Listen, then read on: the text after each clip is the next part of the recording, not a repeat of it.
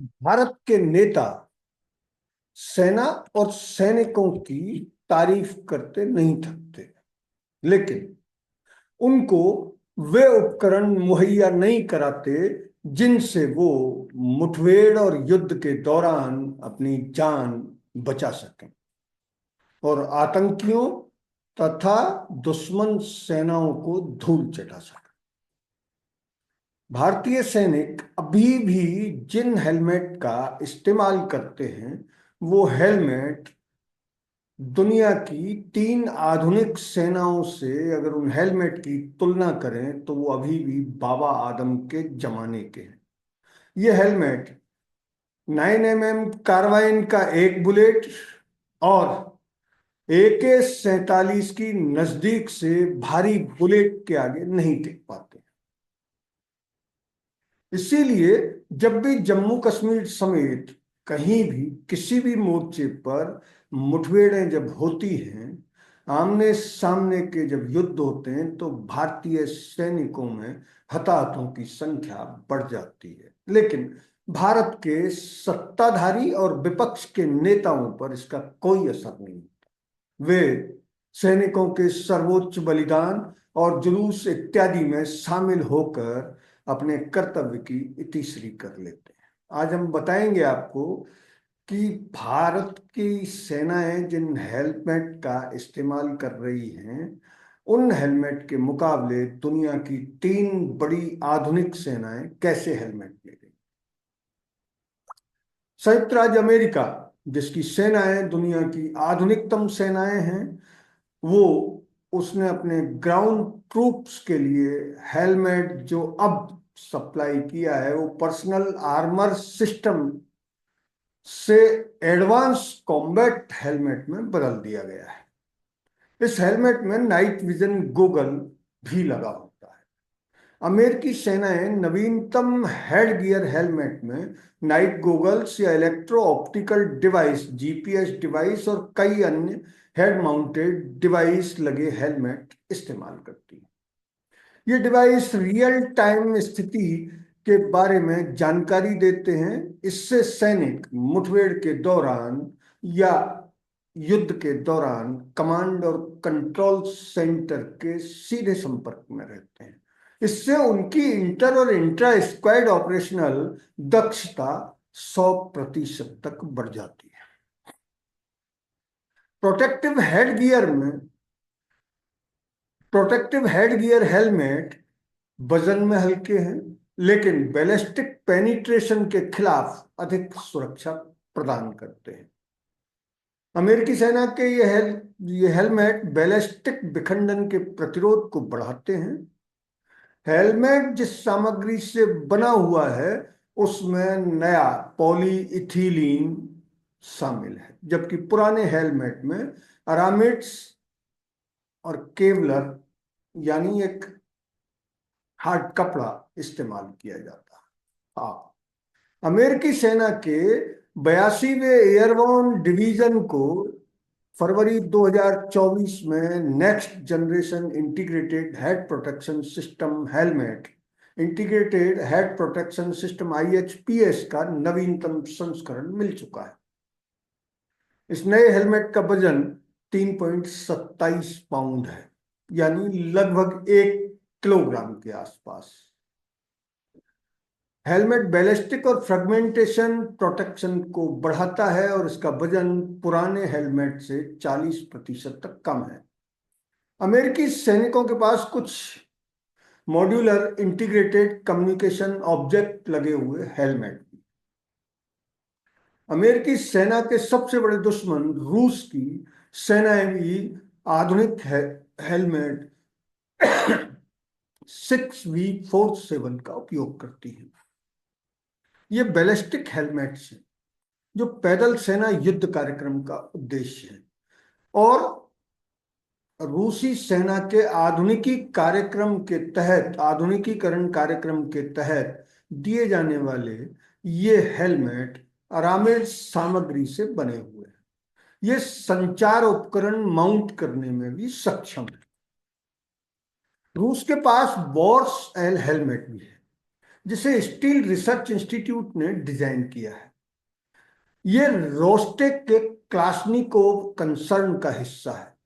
रूस ने पहली बार अप्रैल 2024 में सेंट पीटर्सबर्ग में एक हथियार प्रदर्शनी में वॉर्स एल हेलमेट का प्रदर्शन किया था। रूसी सेना 6V7 हेलमेट का भी इस्तेमाल करती है। यह हेलमेट भी आधुनिकतम हेलमेट है और वजन में बेहद हल्का है। अब बात भारत के सबसे बड़े दुश्मन चीन की। चीन के QGF-03 हेलमेट में अमेरिकी PASGT और जर्मन M826S का डिजाइन इस्तेमाल किया गया है।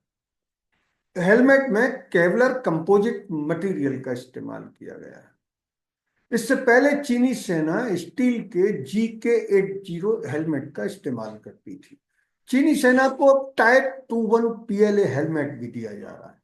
चीन ने उन्नत हेलमेट भी बनाए हैं जो बम ट्रिगर करने वाले बटन से लैस हैं और उनमें सेल्फ डिस्ट्रक्ट बटन भी शामिल है। अब बात भारत की, जो पानी से लेकर पहाड़ों तक कई गंभीर और बड़े दुश्मनों से घिरा हुआ है। ऐसे दुश्मनों से घिरे भारतीय सैनिकों के हेलमेट अभी तक चीन की सेनाओं के हेलमेट के बराबर भी नहीं। हाल ही राजस्थान में जो भारत अमेरिका के बीच युद्ध अभ्यास हुआ था, उस अभ्यास के दौरान अमेरिकी सैनिकों ने आधुनिकतम बैलिस्टिक हेलमेट पहने थे, जबकि भारतीय सैनिकों के पास पुराने बुलेट प्रूफ हेलमेट थे। 2018 में भारत अमेरिका के उत्तराखंड के चौबटिया में हुए युद्ध अभ्यास के दौरान भी अमेरिकी और भारतीय सेनाओं के हेलमेट में भारी अंतर समूचे देश को दिखा। असल में 1974 से 2018 तक जो हेलमेट भारतीय सैनिकों को मिलता था, वो हेलमेट सिर्फ सैनिक वर्दी का ही एक हिस्सा माना जा सकता है। अब भारतीय कंपनी कानपुर की एक रक्षा उत्पादन कंपनी MKU के बुलेट प्रूफ हेलमेट का इस्तेमाल करती है। 2018 तक जो मॉडल हेलमेट का इस्तेमाल किया जा रहा था, वो फाइबर ग्लास बॉडी और नायलॉन सस्पेंडर के साथ 9 मिमी कार्बाइन के एक राउंड का सामना कर सकता था, लेकिन नजदीक से AK-47 के राउंड आसानी से भेद देते थे और सैनिकों के सिर के परखच्चे हो जाते थे। 2018 में भारतीय सेना ने MKU से 1,58,000 बुलेट प्रूफ हेलमेट खरीदे। ये हेलमेट भी AK-47 की गोलियों के खिलाफ काम नहीं करता।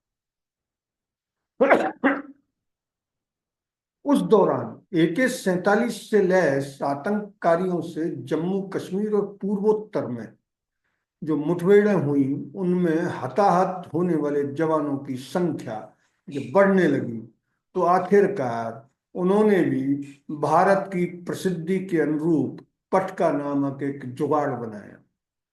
ये पटका गोल हल्के स्टील से बना था और उसके चारों ओर एक कॉम्बैट कपड़ा सिल दिया जाता था।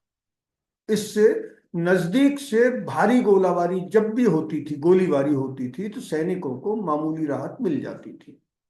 ये पटके कच्चे और लगभग 2.5 किलोग्राम वजन के होते थे। पटका पूरी सुरक्षा भी नहीं देता था, उससे केवल माथे और सिर के पिछले हिस्से का ही बचाव हो पाता था। मुठभेड़ों में ऐसे मामले भी सामने आए जब पटका पहनने वाले सैनिक सिर पर चोट लगने और उछलने के कारण घायल हो गए।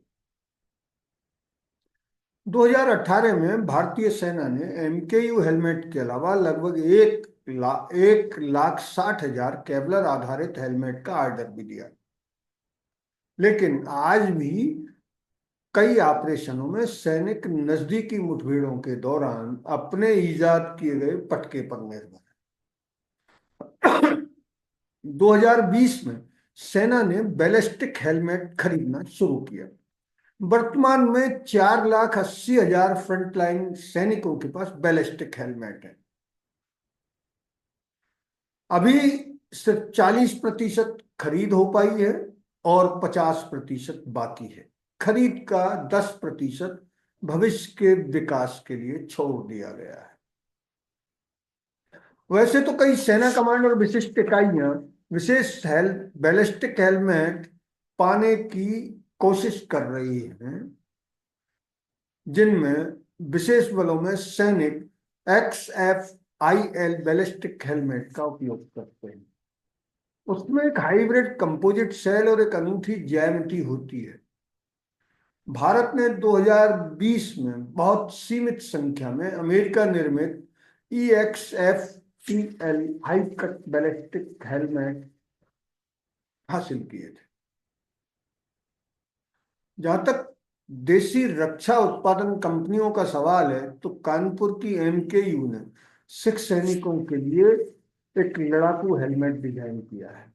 कावरो SCH 112T एक विशेष बैलिस्टिक हेलमेट है जो सिख सैनिक अपनी पगड़ी के ऊपर पहनते हैं। ये ऑलराउंड बैलिस्टिक सुरक्षा दे सकता है। MKU ने पिछले साल नवंबर में पेरिस में मिलीपोल में अपने नवीनतम उत्पाद Kavro Doma 360 lightweight ballistic helmet का प्रदर्शन भी किया। लेकिन वास्तविक स्थिति का आकलन अगर किया जाए तो पिछले 20 सालों से भारत की सेना और उसके सैनिक आधुनिक हथियारों की भारी गोलाबारी से पूरी तरह असुरक्षित हैं। हाल ही पूरे देश ने देखा कि पीर पंजाल की पहाड़ियों में जो भी 5 से 6 बड़ी मुठभेड़ें हुई, उनमें भारत के कई अफसर और सैनिक जान गंवा चुके हैं। अगर उनके पास अमेरिकी, रूसी और चीनी सेनाओं द्वारा इस्तेमाल हेलमेट होते तो शायद उन्हें सर्वोच्च बलिदान नहीं देना पड़ता। इसके बावजूद भारत के सरकारी नेता और विपक्ष के नेता एक दूसरे की टांग खींचने में व्यस्त हैं और उद्योगपतियों के हजारों लाखों करोड़ का ऋण माफ करने में कतई नहीं हिचकिचाते। लेकिन वे सेना का बजट बढ़ाने की जैसे ही बात आती है, तो कभी देश, कभी उसके गरीब, कभी 5 किलो अनाज और कभी विकास की बात करके पूरे देश का ध्यान सेनाओं की सुरक्षा से हटा देते हैं। अगर ये वीडियो आपको अच्छा लगा तो कमेंट बॉक्स में कमेंट करके बताएं और चैनल को सब्सक्राइब भी करें। हिंदी हेडलाइन चैनल को सब्सक्राइब करने से आपको ऐसी ही विशेष खबरें देखने को मिल सकती। धन्यवाद। जय हिंद।